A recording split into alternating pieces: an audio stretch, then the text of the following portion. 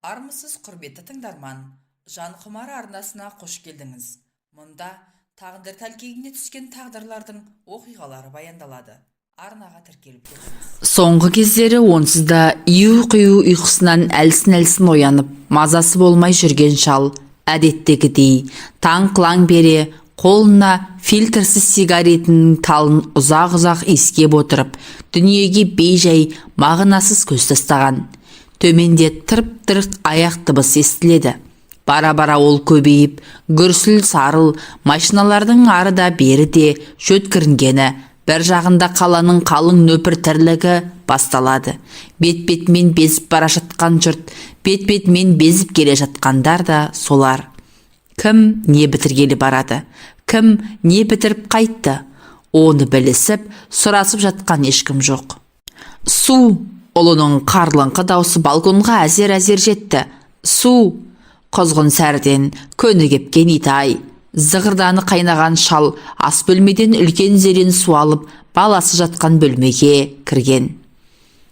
Бет аузын көгілдір тартып, өн бойының арса-арса шыққан неме әкесіне ала көзбен қарады. «Яшы просил жаныма су әкеліп қой» деп. «Мынаны не, тауысып тастағансың ба?» Шал төсек жанында тұрған шәугімнің қақпағын ашты. «Бір түнде? Жалко, что ли?» Баласы зерендегі суды қылқ-қылқ жұтып алды. «Как там насчет выпивки?» «Бір-екі ұрттам ғана. Давай сюда». Баласы жарты стакан самогонды қолы дірілдеп, қақалып шашалып зұрғашты. «Ят, что ли?» деді сосын біраз тұншығып отырып. Шал жауап қатпай шығып кетті. Азылдатып шай қойған. Қанша жылдардан бері осы. Өз шайын өзі қояды, өзі ішеді.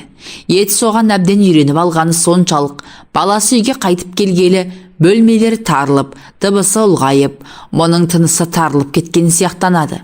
Жанына жайсыз, өзінен басқаның бұған керегі жоқ, өзіне өзі ғана керек. Басқаны қайтеді, баласының қайтып келген қырсығын көрмейсің бе? Итай, өзінен туды дегенмен, бала кезінен жат болып қалғанда бауырың езіле қоймайды екен. Өзгеден көріп жүрген әкелік мейірімін өзіне қанша іздесе де таппай қойған. Бір подъездің бір қабатында тұратын 4 отбасылы жылдар бойы қатар жасап та бірін-бірі біле бермейтіні әркім өзіне ғана керек. Еш қайсысы да осы көршілердің жағдайлары қалай өзі деспейді. Өзгелер үшін тияқ серппейтін тұйық тірлік. Шал әбден көндіккен, өзіне қалайтын өмір. Мұнда ұл болған соң шүйіркелесіп отыру дейтін ұғым бөтен. Ұзақ жылдар паровоз кабинасында қиыр-шиыр кезген ғұмыры әуелде дала безер қылып жіберген. 40-тан енді асқанда қатыны өлді. Қайта үйленген жоқ, керек қылмады. Пойыздағы қызметті, қыз қырқынның қызығын місе тұтты. Ойна күл, алдында еш борыштар емессің. Осылай өткізді ол өмірін. Қала, жол, рельс. Оқта-текте ауыл еске түсетін. Сонда туады ғой ой. Өсті. Бірақ әскерден соң темір жолшылардың оқуын бітіріп, пойыз жүргізіп кетті. Өмірі рельстің үстінен шықпайтын. Анадайда аузы қисайып, әкең өліп жатса да, пойызды тоқтатуға болмайтын кәсіп ол. Осыдан кейін бұл ауылды да, ауылдағы ағайын туғанды да баяғыда ұмытқан. Олардың да мұны тарс естерінен шығарғаны күмәнсіз. Мұндағылар және білмейді. Дос жаран дегенге обастан үйір емес тұғын. Бірдекілімен соншалық әмбей-жәмбей болмаса да, анда-санда шай берсіп жүрушеді, әйелі өлген соң ол да тыйылған. Үйелменділермен араласуға жалғыздылықтың сәні келмейтін болып шықты. Сосын жан жағына қолды бір сілтеген, әйтеуір жалғыз ұл бар. Ұл үйлене сала қайнатасының қолында тұрды. Алғаны прокуратурада беделді қызмет істейтін бір дөкейдің маңдайға басқан жалғыз екен. Сөйтетін рас болса, біздің үйде тұрамыз деп, ұлын қолдарына кіргізіп алған. Орысшалау өскен, баласында қазақтың күшіккеу дейтін намысқа тиетін ұғымы да жоқ болатын. Жалғыздың жайы белгілі. Өзінен жаралды дегенмен, түр-түсі біртүрлі бөтен. Көбіне көп анасының бауырында, жанында болды. Бұл пойызбен рельс болып қиыр-шиыр дүние кезумен ресторанда істейтін орыстың ышқыры бос тоқ балтыр, қалың құйрық, қиылған бел, қаз бөтеге, қыз келіншектерімен алма кезек көретін рахатмен жүрді. Үй жайды оншалық қапеліне ала қоймайтын. Өмір өте берді ғой. Жылжыған жылдармен бала да өсті. Мектеп бітірерде біраз қалғанда шешесі өлді. Сосын бұл күтуші әйел жалдаған. Өз жол үстінде болған соң балаға қарасын дегені. Қарауын ол байғұс қарады ғой. Бірақ баласы өзі білерменімен өсті. Сыра шарапқа үйірлеу болды. Сөйтіп жүріп мектеп бітірген. Сұраған парасын беріп институтқа түсірген. 5 жыл бойы сол бергенін жыл сайын бере жүріп оқуын бітірген. Бағы шығар, прокурор болып істейтін дөкейдің қызына үйленген соң қайын атасының даңғарадай мекемесінен теккетерес мекемеде прокуратураның қызметкері болып шыға келді. Ендігі талай-талай белеске шығып тау төбесінен қарап тұрар меді. Түбіне ішімдік құрғырмен қыз қатын жетті. Ұлы қыз қатыны мен ішімдіктің қыр соңынан өкшелеп қалмай қойды ғой. Үйленгеннен кейін көп ұзамай араққа сылқия тойған күндері қайдағы бір сары албастыларды үйге алып келетін пәлеге ұшыраған. Орысша оқып, орысша сөйлеп өскен жуадар солғыр. Батона грузиншелейді. Развлекаться надо, дейді. Итау мұның кім? А какая разница тебе? Лучше сообрази закуску. Қайт еді. Барын столға қояды. Қойып өз бөлмесіне кетпек болса, ұлы жібере қоймайды. Давай, Батона, с нами. Бірдеңе ұрған ба? Да брось, старина. Енді мына қыздан не говори ерунду. Бұған бари бир, дейді ұлы. Ананың шолтиған юбкасының астына тақымына дейін көрініп отырған жуан ексанның арасына көзін сатып. Баласының көзімен бірге шалдың да көздері еріксіз солай кетеді. Кеткенде бұлдырап, мына сары сайтанның бұтына лыпа бар ма жоқ па анық айыра алмайды. Екі алыстан соң баласы әкесіне иек қағады. Көзіңді құрт дегені. Құртады. Құртқанда барар жері жатып жүрген бөлмесі. Телевизорды тоққа қосады да көсіледі. Сөйтіп жатып көзіледі. Содан селк етіп оянады бір кезде. Хабарлары, жарнамалары, кинолары бітіп кеткен көгілдір экран дырылдап тұрады. Шал оны сөндіріп, ұлымен сары сайтан жатқан көрші бөлмеге құлақ тігеді. Сары сайтанның жалынған ба, жаныққан ба, әйтеуір жаны не кіріп не шыққан ыңқыл-сыңқылы абанық естеді. Япыр-ай, мына сары қаншықтың әні сұмдық қой, дейді шал көбірлеп. Өлеме, қайтеді. Батона, деп айғайлайды бір кезде ұлы. Ты жив? Амалсыз дәлізге шығады. Арақ сіміріп, ұрғаша әурелеуден әбден діңкелеген ұлының құлпет кейпінен ес шығып кетеді. Пузыр, Батона, дейді ұлы. Менде қайда арақ? Сибегая, итау жарым түнде. Десе де барады. Не көп, түні бойы істейтін ларек көп. Не көп, ларекте арақ көп. Ұлының әр келісінде әр қилы сары сайтан келеді. Қара албастылар да бар. Қай сайтан, қай албастыда бір-бірінің аузына түкіріп қойғандай. Өкілеп, үздігіп, үйді көшіріп жатады. Әуелде шалбыған үрке қарап, ашуланып, еденге түкіріп, жаман кіжініп, ішінен дымығатын. Дымын қалдырмайда сыбап отырушы еді. Бара-бара оған да бір қызушылықпен әуестік билеп кетті. Көрсе еді, көрсем дейді соны. Өзі өткен, өліп өшкен мектеп қой. Қой, ұят деуді де ұмытқан жоқ. Бірақ әуестік әл бермейтін әзәзіл емес пе? Қайсы бірде төсегінен жайлап тұрып, мысықша ептеп басып, ұлымен сары сайтанның жын-ойнақ бөлмесінің есігіне келген. Есіктің үстіңгі жағы әйнек болатын. Көз әйнегін тығындап, ақырын содан ішкен үлді. Әуелі көзі төсек басындағы шыраққа түсті. Шырақтың білтесінен шыққан бір шөкім жарық үлп-үлп етеді. Бөлмеші қызғылт көлеңке. Шал қызғылт көлеңке арасынан ұлы мен сары сайтанды әзер тапты. Жаңа ғана жан алып жан беріп екіленіп жатқан сайтанның үні өшіпті. Жалаңаш бөксесі дөңкиіп төсекте жалғыз жатыр. Ұлы еденде екі бүктеліп қалған. Сірә әбден діңкелеп құласа керек. Шал ұзақ тұрды. Кетейін деген ұлының қозғалғанын да байқап қалды. Расында анау басын көтерді. Мен осы қайдам дегендей жан-жағына мағынасыз қарап отырды да тәлтіректеп түрегелді. О Құдай, бері жүріп келеді. Шал сүрініп қамынып бөлмесіне әзер жетті. Есігіне кіріп үлгергенше соңынан ұлының әсірлеп әзер шыққан дауысы қуып жетті. Батона, батона пит. Шал шықты. Дай пит батона.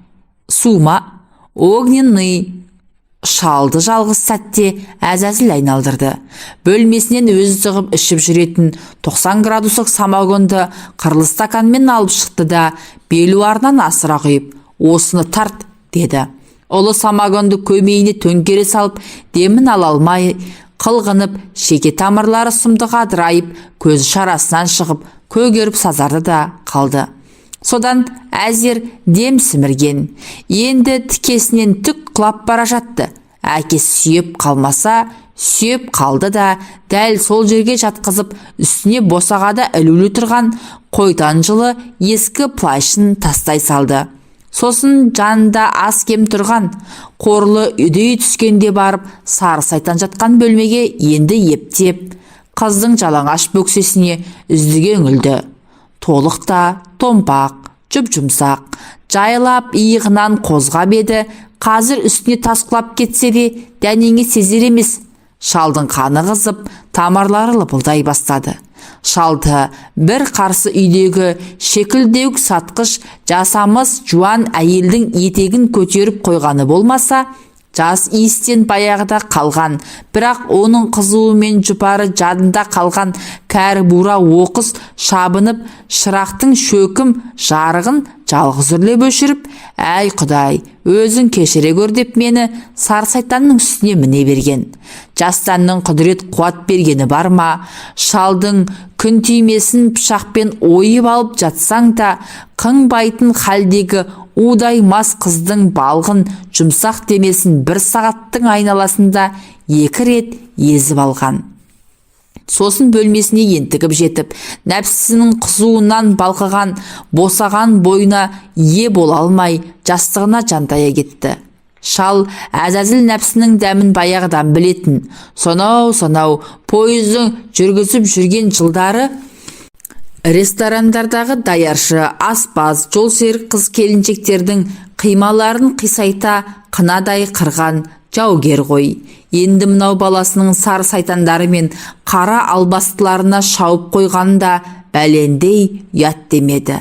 Рас, баласы пісіп жүрген күбісіне әкесінің неткенін сәл-сәл нелеу. Бір түрлі қымсынады. Ұлым біліп қойса, ұятырақ деп қипақтайды. Бірақ оған кім айтады? Айтып қояр дейтін сары сайтан, қара албастылардың сықпыты анау. Адам түгілі айғыр шауып жатса да сезбейді. Мұндай жағдай тағы бірнеше рет қайталанды. Бұрын ұлының келіп, жын ойнақ жасайтыннан азарда безер болатын шалдың ендігі оған: жиі келіп жүрсеңші, мен жалғызбын ғой, менің сенен басқа кім бар, дейтіні, ол аздай келуі кешігін кіресе телефон шалатыны, 90 градустық самогонды көбірек алып қоятыны шығарды. Көршідегі шекілдеуік сатқыш жасамыш жуан әйелдің кір халаты жер сызып, ескі тапочкасын тыпырлатып, шалау күйле бөлем бе деп баяғысынша күлмен қағып келіп еді. Сен айналайын, иек дегеніңді ендігәрі қоймаған деп айдап шыққан. Оғың мүлде таусылған ғой, деді ана байбақ. Байғұс-ау, біз қазір қана-қанат кәрі құстар емес, сары қауырсын сандуғаштарды дәлдейміз, деген бұл. Далбасаңа сейін, ит қақпас, деп кетті ол. Шал оның сыртынан мысқылдап қарап, мырс-мырс күлген. Мырс-мырс күліп тұрып, өй сорлы, не білесің, деп өзінен өзі қарадан қарап көпінген. Көпініп тұрып, шүкір деді Құдайға. Неге шүкірле кетіп тұрмын деп те ойлаған. Сосын ойлағанда көз алдында да, көкейінде де удай мас сары сайтан, қара албастылардың дөңкейген жұмсақ бөкселері. Соларды қалай уыстап, қалай мықтындағаны, дүрдеген емшектерін сорпылдата сорғаны, ертесіне қайтуға жиналып жатып, әлдігілердің құйрықтары мен омырауларын сипалай беретіндері көз алдына келіп, қуық астындағысы жыбырлап, қолыңдап қалатын. Жалғызлік жылдары мұның көңілін көтеретін самогон болды. Содан ептеп ішіп жүреді. Көп емес, ептеп. Барнауылдан қайсы бір жылы қоныс аударып келген Архамев дейтін орыс шалы бар. Самогонды сол пәледен алады. Градусы 90. Арақтың жанында бұл адам деп қояды әлгі Архамев. Әй, адамың не? Дейді шал, бұрын естімеген теңеуге таң қалып. Таза дегенім ғой. Шал қитыңдады. Адам таза ма? Черт знает. Онда неге? Самогон действительно арақтан таза. Менікін айтып отырмын. Таза, бірақ естественно адал жолдан тайдырады. Онда неге жасап сатасың? Оны үкіметтен сұра.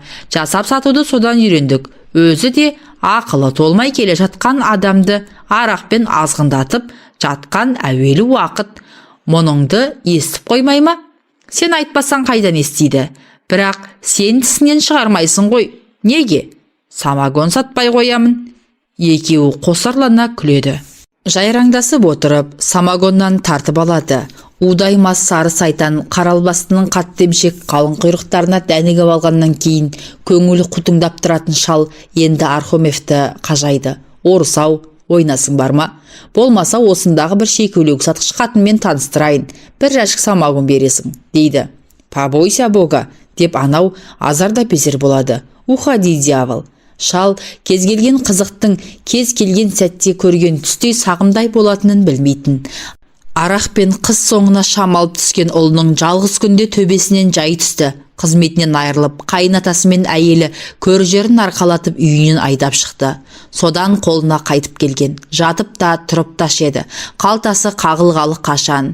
Қазіргі қылатыны самогон. Оны да тауып келетін бұл. Зейнетақысы бар ғой әйтеуір. Оның үстіне баласы арақтан әбден жеңіліп біткен бе, орта стаканға шалқасынан түседі.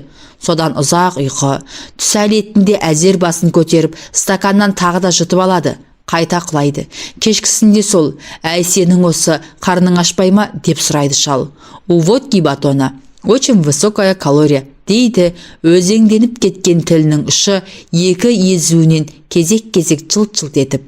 Кей күндері ұлының қалт-құлт басып балконға шығатыны бар. Темекі талын бірінен кейін бірі сорып, үнсіз ұзақ отырады. Көрікті-ақ еді.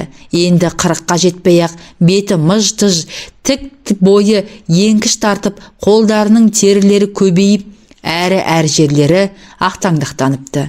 Енді не істейсің? Деп сұрайды шал. Жата бермексің өстіп? Налей батона. Құлап қаласың ғой. Умереть бы. Қой, оның не? А разве ты этого не хочешь? Хочешь. Қой әрі, жалғыз қалып. Ты так и всю жизнь одинокий. Одиночество требует избавления от всех, в том числе и от родных. Это такая болезнь, твоя беда, даже твоя смерть, батона. Эди үреме өйтіп. Дело в том, что ты чужой мне, родной, но чужой. Ты почти не жил с нами, ты часто бросал нас на произвол судьбы. Мать не смогла выносить этого долга. Одиночество для замужних женщин смерти опасно. Жә, дейді шал. Сенің айтқандарыңды түсініп жатқан мен жоқ. Сен мынаны айт, осылай жата бермексімсің, қайтесің? А как ты думаешь, ішіне қалай кіріп шығам? Кто-то должен жить в этом доме. Мен бар емеспін бе? Шалдың көзі тікірейіп шыға келді. Но ты не вечный. Әй, шалдың да басы қалтаңдап, қолындағы сәндік таяғымен цементеденді тық-тық ұрды. Ұлының көзі аларды. Нали, немді, теңгеде қалмады. Қайдан табам? Это уже твоя проблема, батона. Өйдемен етіп, батона. Ұлының қанталаған көзінің қарасы көрдей суық екен.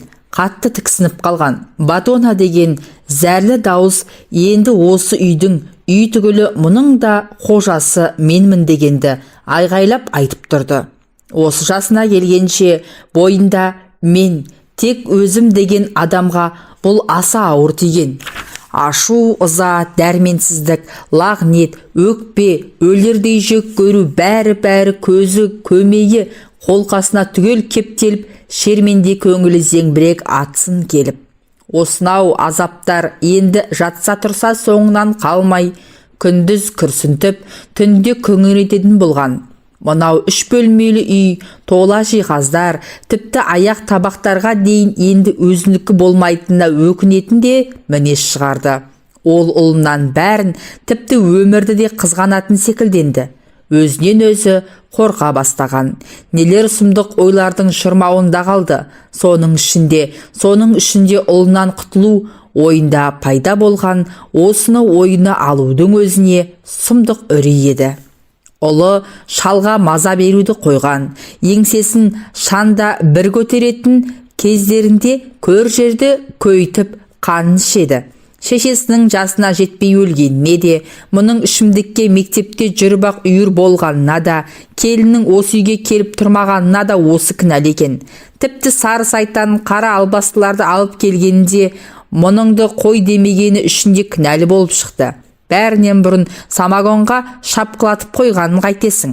Әкел дейді, тап дейді, қай уақыт түн бе, күн бе, таң, азаң ба, есеп емес. Бар да әкел.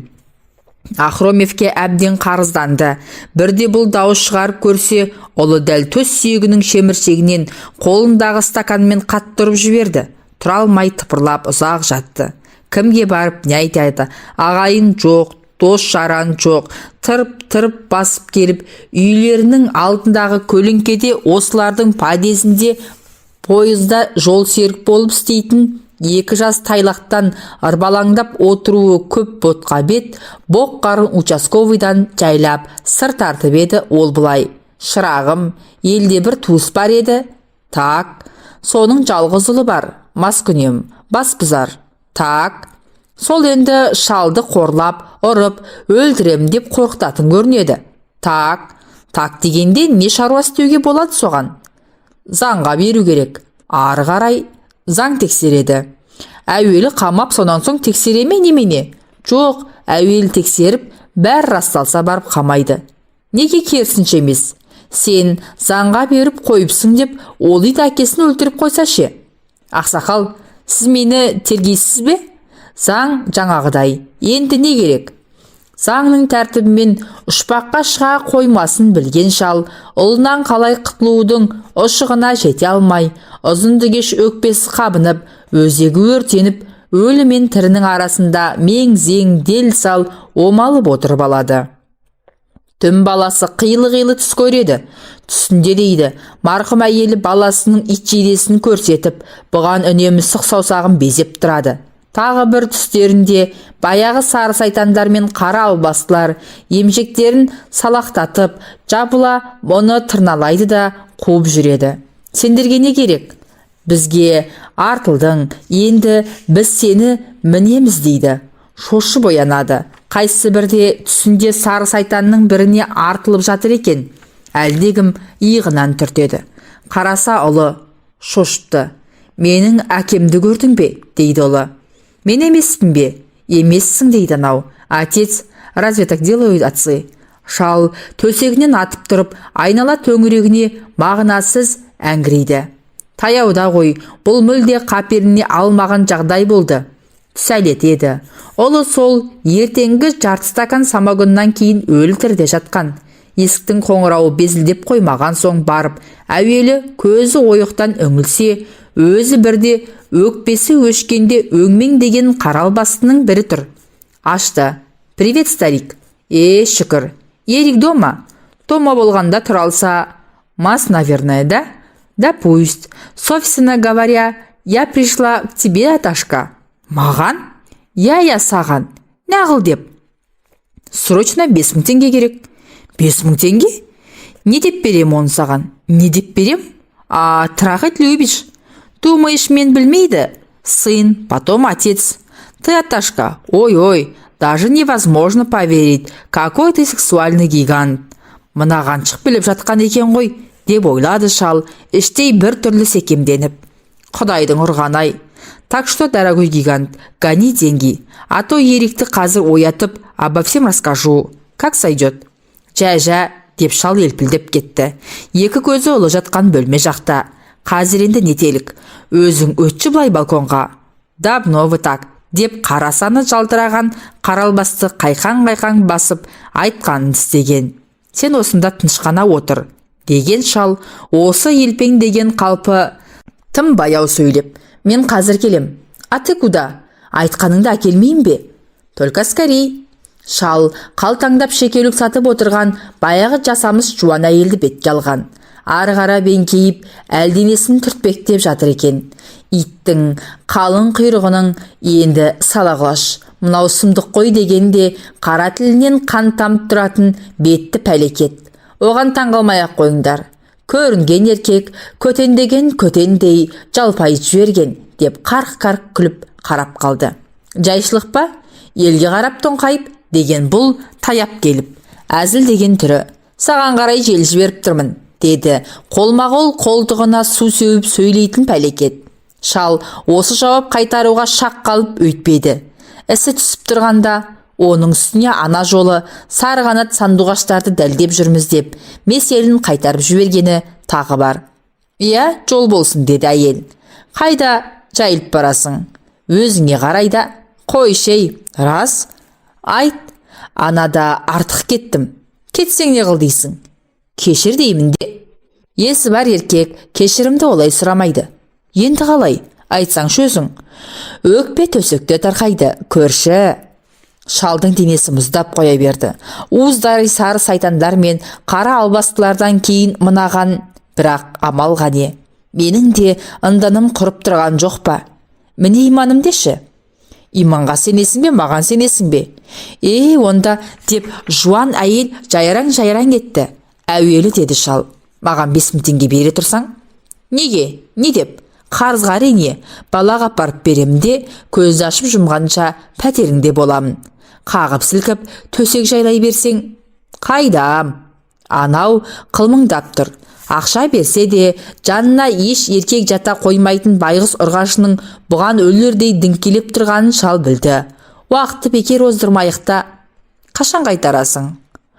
11-дегі пенсиядан. Дәл қазір келетінің шын ба?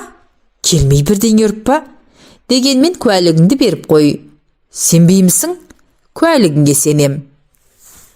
Қарал басты балконда темексін бұрқыратып отыр екен. Мұны көріп орнынан тұрды. Принес? Мә. Қыз санап алды. Еруку передаш привек. Қой айналайын. Запомни, Аташка, при необходимости я приду к тебе за деньгами. Шал әлдене айтып та үлгерген жоқ. Қасы көзін қылмыңдатып, мұның ауын алақанымен қаққыштап, айда, бессмертный гигант, пока, деп шығып жүре берген. Содан бері ол пәлекет есіктен әнеміне кіріп келетіндей зәре құты қалмады. Кім қашан келсе де қалтасын тесіп тұратын 5000 теңгесі қайсысы. Қара албасты анау өзі өліп өшіп әуреленген 2-3 сары сайтандар да келіп жүрсеше, баласы естісе білсе. Бара-бара шал самогон ішуін жиілете түскен. Бәрін ұмытайын дейді. Адам өз күнәсінен үрейленуі сұмдық екен. Жанына еніп алған қорқыныш қолқа жүрегіңді суырып жеп не ұйқы, не күлкі бермейді. Кеше ғана әлпештеген әсем дүние, атқан таң, шыққан күн, туған ай, бәрі пәтуасыз бекер болып көріне берген. Бұрын соңды болмаған өкініш, опыну сезімдері 62 тамырын алма кезек буындырып, бойы бордай тоза бастаған.